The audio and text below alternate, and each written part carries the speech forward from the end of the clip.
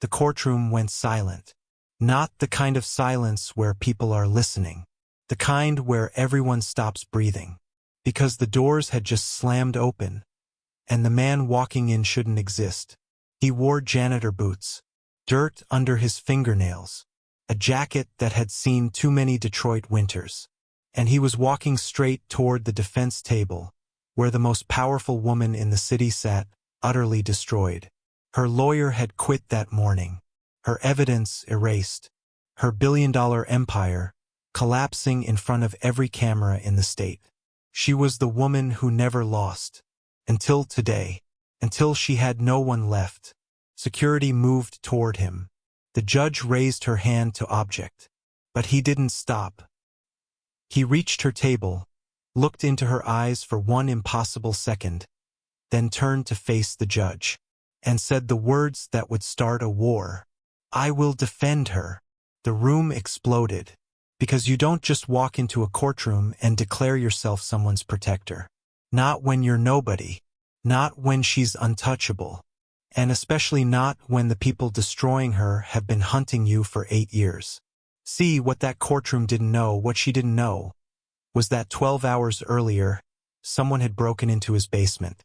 Stolen the one thing that could tie him to her. They didn't meet by accident. They were connected by a secret so dangerous it had already gotten people killed. And the man trying to destroy them both? He was someone Noah had failed to stop once before. This is the story of that night. The night a janitor and a billionaire realized they were fighting the same enemy. And neither of them could survive alone. Now, I need to tell you something before we go any further.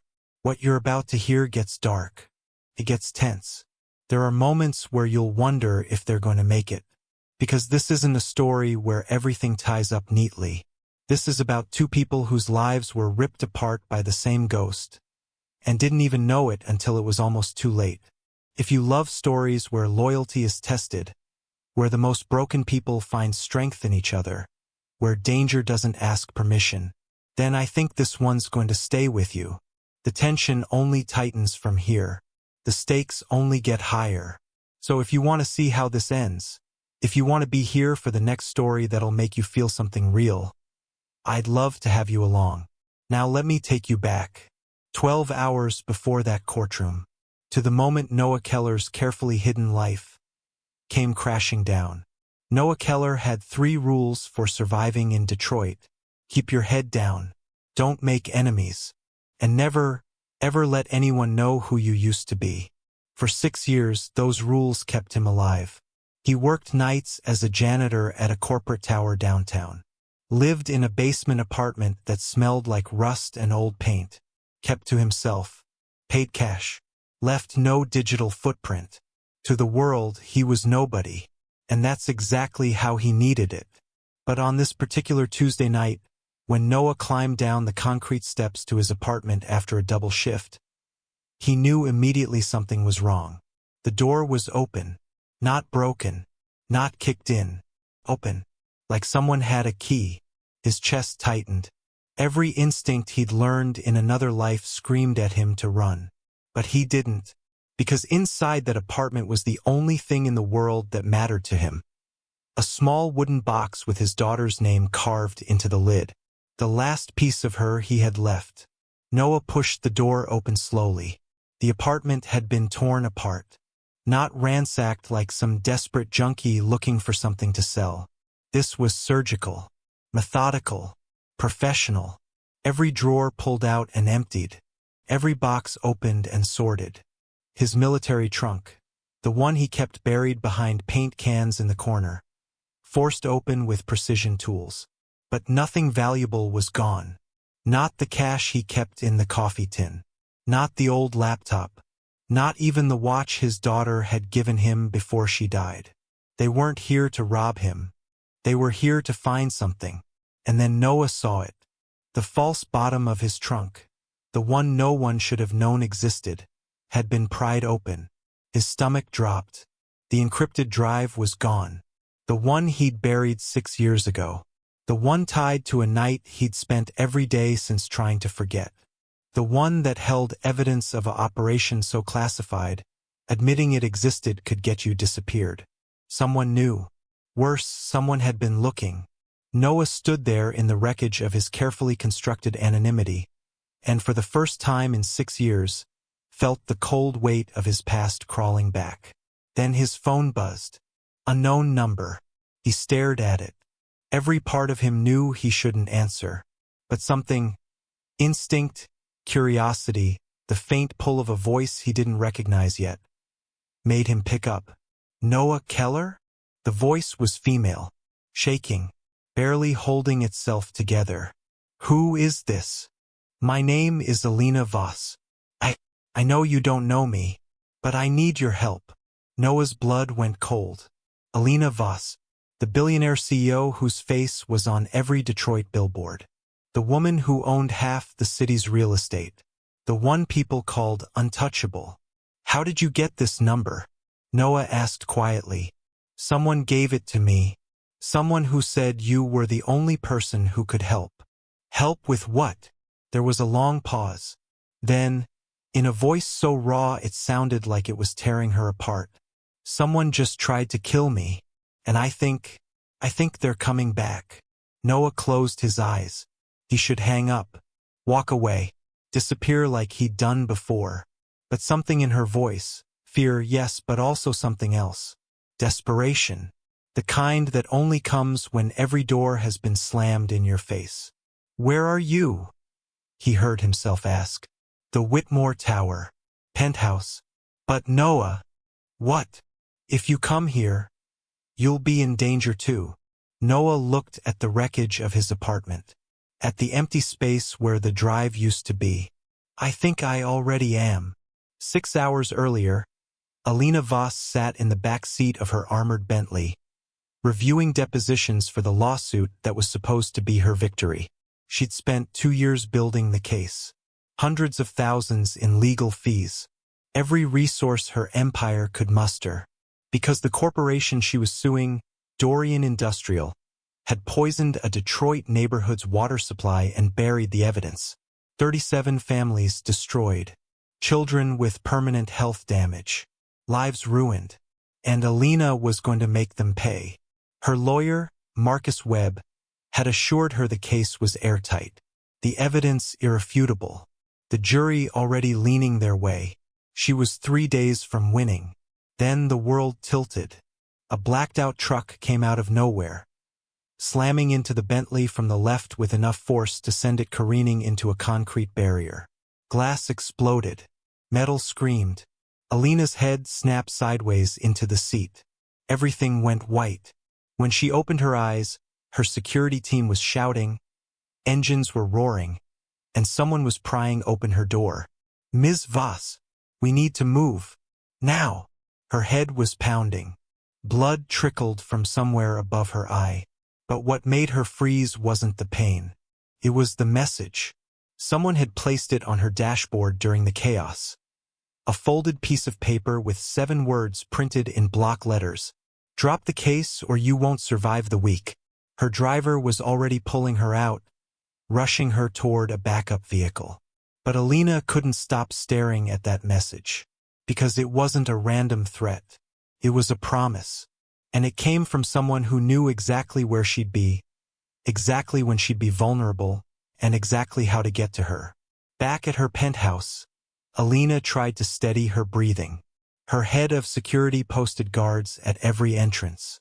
Her assistant brought ice for the bruises already blooming across her ribs.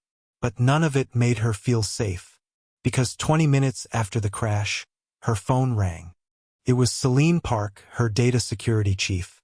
The woman who managed every encrypted file, every backup, every digital thread of Alina's empire. And Selene sounded terrified. Alina, we've been breached. What do you mean breached? Someone wiped your entire case file, every deposition, every piece of evidence, every witness statement. It's all gone. Alina's blood turned to ice. How is that possible? Those files were triple encrypted, backed up on isolated servers. I know, which means whoever did this didn't hack us. They had access, internal access. Alina felt the room tilt. Are you telling me someone on my team? I don't know. But Alina, there's more. What? Marcus called. He's quitting. Effective immediately. He won't say why. He won't even return my calls. The words hit like a second crash. Her lawyer, the man who'd spent 2 years on this case, was abandoning her 3 days before trial. Alina sat down slowly, her mind spinning through every possibility, every connection, every person she trusted. And then it hit her. This wasn't about the lawsuit. This was about destroying her. Whoever was behind this didn't just want her to lose the case. They wanted her erased, her empire dismantled, her credibility shattered, her name turned to poison, and they were willing to kill her to do it. Alina looked at her reflection in the penthouse window, bruised, bleeding, alone. For the first time in her life, she didn't know what to do. That's when Selene said something that changed everything. There's one more thing. Before Marcus quit, he left a message. Just a name and a phone number. Whose? Someone named Noah Keller. He said, if things got bad, this was the only person who could help. Alina stared at the name. She'd never heard it before. But Marcus Webb didn't make recommendations lightly. And if he'd left this name as his final act before disappearing, maybe this Noah Keller was the only thread she had left. So she made the call, and prayed whoever answered was someone she could trust. Noah arrived at the Whitmore Tower just after midnight. The building was a fortress, 30 floors of reinforced concrete and bulletproof glass, designed for people who had enemies, people like Alina Voss. Security scanned his ID 3 times, checked him for weapons, made him surrender his phone. Then they escorted him to a private elevator that only went one place. The penthouse. The doors opened into a space that felt more like a museum than a home. Everything was white, sterile, sharp-edged. Floor-to-ceiling windows looked out over Detroit like the city was something to be observed, not lived in.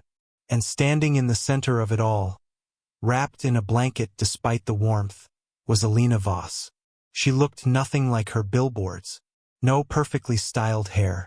No commanding presence. No armor. Just a woman with bruises darkening her cheekbone. Exhaustion carved into her face. And eyes that looked like they'd seen something break. You came, she said quietly. Noah nodded. You called. She studied him for a long moment, taking in his worn jacket, his work boots, the way he stood like someone used to being ready for anything. Why? She asked. Why what? Why did you answer? You don't know me. You don't owe me anything. Noah met her gaze. Because you sounded scared. And people who sound like that usually have a good reason. Something shifted in her expression. Relief, maybe, or recognition. She gestured toward the sitting area. Please, seat. Noah didn't sit. He moved to the window first, checking sightlines, angles, vulnerabilities. Old habits. Alina watched him, her eyes narrowing slightly. You're not a janitor, are you? I am now. But you weren't always. Noah turned to face her. Does it matter? It does if someone's trying to kill me and you're the person I'm trusting to help. Fair point. Noah sat down slowly, keeping his back to the wall, his eyes on the exits. Tell me what happened. So she did. The crash. The message. The erased files. The lawyer who quit without explanation. And as she spoke, Noah felt the pieces clicking together in a way that made his chest tighten. Because this wasn't random. This was too coordinated. Too precise. Too much like the kind of operation he used to run.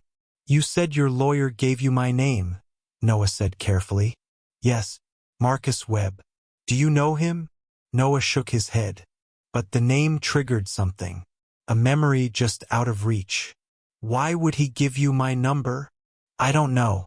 He wouldn't explain. Just said, if things got bad, you were the only one who could help. Noah's jaw tightened. Someone had connected him to Alina deliberately.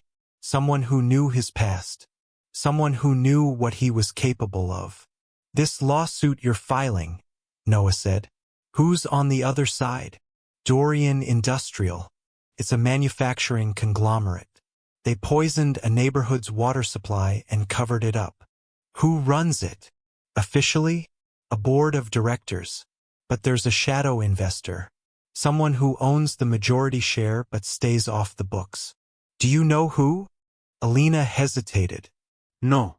But Marcus was investigating it. He said he was close to finding out. Noah stood up, pacing now, his mind working through scenarios. "Your evidence was wiped. Your lawyer quit. Someone tried to kill you. And now you're being pressured to drop the case." "Yes. Which means whoever's behind this isn't just trying to win in court. They're trying to bury you completely." Alina wrapped her arms around herself. "I know." Noah stopped pacing and looked at her directly. "There's something you're not telling me." Her eyes widened slightly. "What do you mean?" "This operation, the crash, the breach, the timing, it's too clean.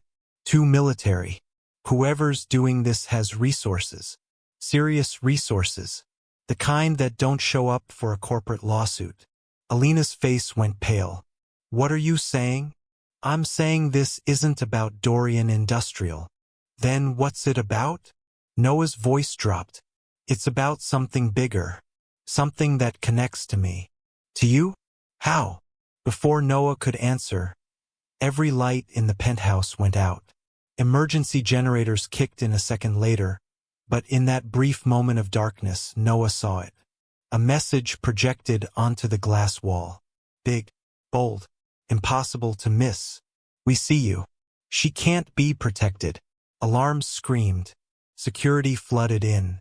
But Noah had already moved, pulling Alina behind him, positioning himself between her and the windows, scanning for threats with the kind of precision that only comes from years of training. And Alina, pressed against the wall behind him, breathing hard, finally understood. This man wasn't a janitor. He was a weapon, and whoever was hunting her had just made it personal. Court day arrived with the weight of a funeral. The city knew. The cameras knew. Everyone watching knew. This wasn't a trial anymore. This was an execution. Alina Voss, once Detroit's most powerful CEO, walked into that courtroom alone. No legal team. No allies. No evidence. Just a woman who'd been stripped of everything, facing a system designed to bury her. The gallery was packed. Reporters lined the walls. Dorian Industrial's legal team sat at their table like wolves waiting for the kill. And Alina sat at the defense table, her hands folded, her face expressionless. She looked small, defeated, exactly how they wanted her. The judge entered. Everyone stood, then sat. "Ms. Voss," the judge began, her voice echoing through the room. "Where is your counsel?" Silence. Every camera turned toward Alina. She opened her mouth to respond, and the courtroom doors slammed open. The sound cut through the space like a gunshot. Every head turned. Security reached for their weapons. And Noah Keller walked in. Not ran. Not rushed. Walked. With the kind of calm that comes from knowing exactly what you're about to do and accepting the consequences. He wore the same clothes he'd worn the night he met her. Worn jacket, work boots, hands that had seen too much labor and too much violence. He didn't belong here, and he didn't care. Whispers erupted. The judge raised her gavel. Security moved forward. But Noah kept walking. Down the center aisle. Past the reporters. Past the lawyers. Past every person who thought they knew how this story ended. He reached Alina's table. She was staring at him, her eyes wide, her breath caught somewhere between shock and something that looked dangerously close to hope. Noah placed one hand on the table, then turned to face the judge. "Your Honor," he said, his voice steady, clear, carrying to every corner of that room. "Ms. Voss's attorney abandoned her. Her allies betrayed her. Her evidence was stolen by the very people she's fighting against." The judge frowned. Sir, you can't just. But she is not standing alone today. The room went silent. Not the polite silence of a courtroom. The breathless silence of people watching something impossible happen. Noah met the judge's eyes. My name is Noah Keller, and I will defend her. The courtroom exploded. Reporters shouted questions. Security closed in. The opposing legal team was on their feet, objecting, demanding, trying to stop what was happening. But Noah didn't move, and neither did Alina. She was staring at him like she was seeing him for the first time. Not as a janitor. Not as a ghost from a war no one remembered. As the man who just walked into hell to stand beside her. The judge banged her gavel repeatedly, trying to restore order. Mr. Keller, you cannot simply declare yourself counsel without. I'm not counsel, Your Honor. Noah's voice cut through the chaos. I'm a witness.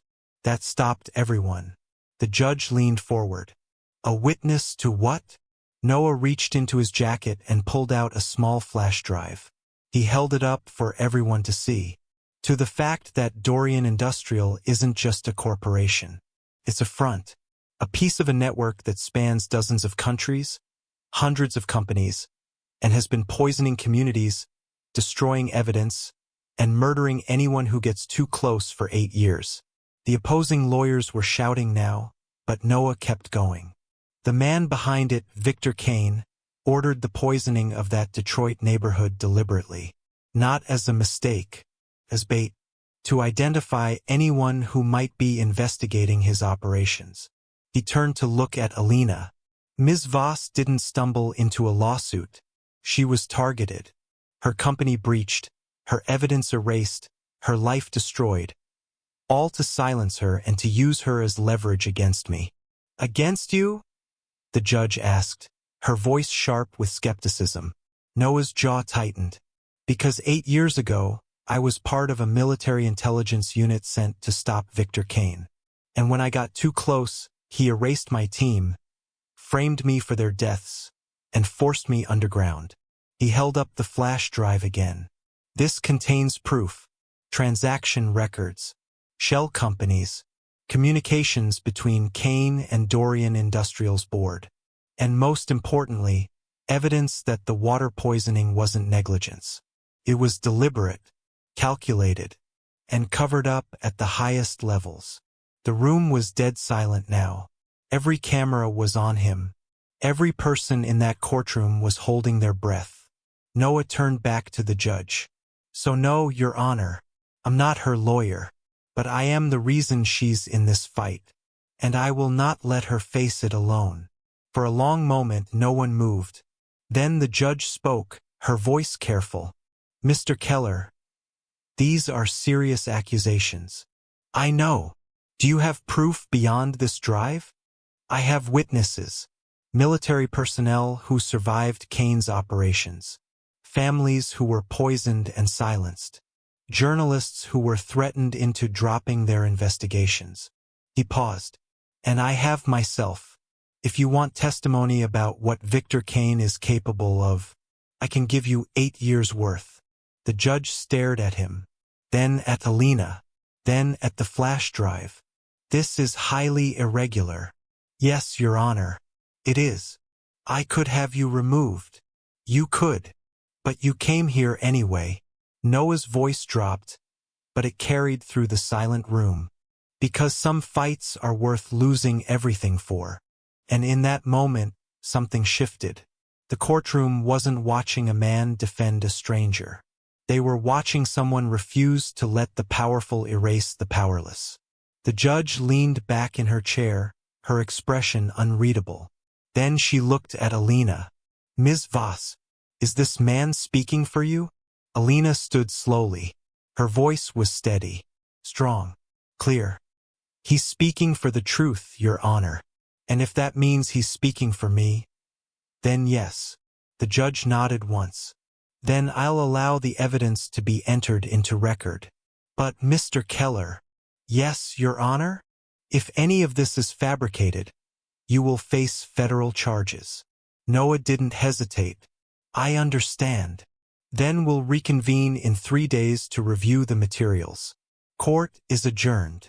The gavel fell, and as the room erupted into chaos, reporters rushing forward, security shouting, lawyers scrambling, Noah turned to Alina. She was looking at him with something in her eyes he'd never seen before. Not gratitude, not relief, something deeper, something that made his chest tight. "You didn't have to do that," she said softly.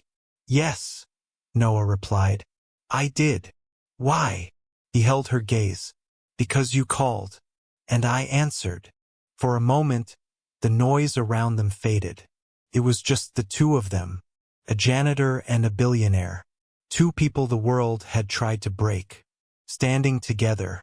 And somewhere in the shadows, watching the news feed, Victor Kane realized something that made his blood run cold. He'd spent 8 years hunting Noah Keller, but he'd never seen Noah Keller fight for someone else. And that changed everything. 3 days later, the world exploded. The evidence on Noah's flash drive wasn't just damning. It was catastrophic. Shell companies connected to 17 governments. Offshore accounts tied to weapons deals, environmental disasters, and assassinations. Communications proving Dorian Industrial was one piece of a network that had operated in the shadows for decades. And at the center of it all, Victor Kane. The media picked it up within hours. By the end of the first day, Kane's name was on every news channel, every website, every front page. By the second day, 3 senators called for federal investigations. By the third day, Interpol issued a warrant. But Kane didn't run. Because men like Victor Kane don't run. They burn everything behind them. At the penthouse, Noah and Alina watched the news in silence. Selene had verified the evidence. Noah's old contacts had come forward. The case was building momentum like a freight train. But Noah knew better than to celebrate.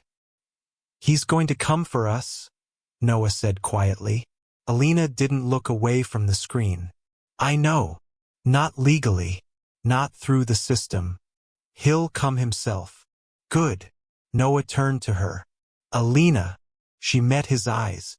"I spent my entire life building something that mattered. Something that helped people. And when Kane tried to destroy it, I felt like I was drowning." Her voice softened. "But you jumped in anyway. You didn't know me. You didn't know me anything. But you showed up." Noah opened his mouth to respond. But she continued. "So whatever comes next, whatever Kane throws at us, I'm not running. I'm not hiding. And I'm sure as hell not letting him win." Noah felt something shift in his chest.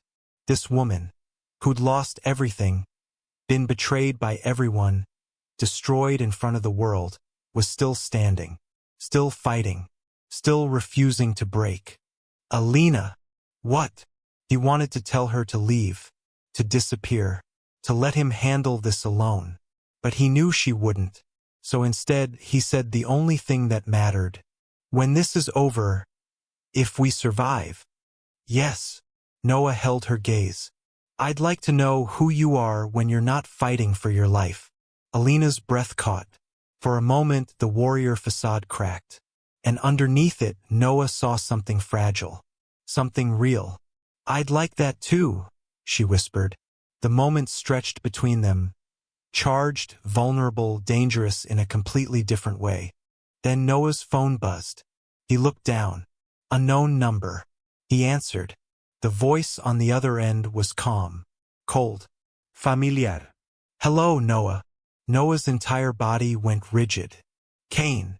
Alina stood up, her eyes wide. "You've made quite the mess," Kane continued. "Interpol. Federal investigations. Very dramatic. You're finished." Kane laughed, a sound like glass breaking. "Am I? Because from where I'm standing, you've just made yourself visible. Exposed. Vulnerable. If you come after her again." "Oh, Noah. I'm not coming after her." Noah's blood turned to ice.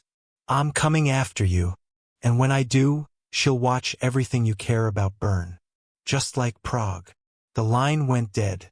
Noah stood frozen, his mind racing through scenarios, threats, possibilities. Alina touched his arm. What did he say? Noah met her eyes and made a decision. He's done hiding. This ends now. How? Noah's voice was cold. We find him first. In the days that followed, Noah and Alina became something the world hadn't seen before. A weapon and a warrior. An alliance forged in fire. Two people who refused to let the powerful erase them. The trial resumed. The evidence mounted. Cain's empire started to crumble. But the war wasn't over. It was just beginning. Because Victor Cain was still out there. Still dangerous. Still hunting. And Noah Keller, the janitor who'd walked into a courtroom and declared, "I will defend her," wasn't running anymore. He was ready. For the fight. For the truth. For the woman who'd given him a reason to stop hiding. And as Alina stood beside him, watching the sun set over Detroit, she knew one thing for certain. Whatever came next, whatever battles they'd face, whatever enemies emerged from the shadows, they wouldn't face it alone. Because some alliances aren't just built on survival. They're built on something stronger. Trust, loyalty, and the quiet, unbreakable knowledge that some people are worth fighting for, no matter the cost.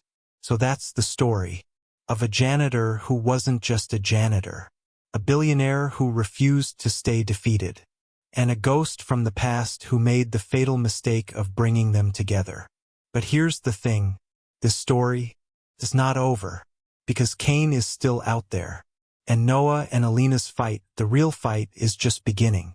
If you want to know what happens next, if you want to see how this war ends, if you want to be here for the stories that make you feel something real, something raw, something that stays with you long after the screen goes dark, then I'd love to have you here for the journey. These are the stories I live for, the ones about people who refuse to give up, who find strength in the most unexpected places, who prove that loyalty, courage, and love, real love, still matter. So if that's the kind of story that speaks to you, stick around. There's more coming, and I think you're going to want to see how this ends. Thank you for being here. Thank you for listening. And thank you for believing that even in the darkest moments, someone will show up. Someone will stand beside you. Someone will say the words that change everything. I will defend her.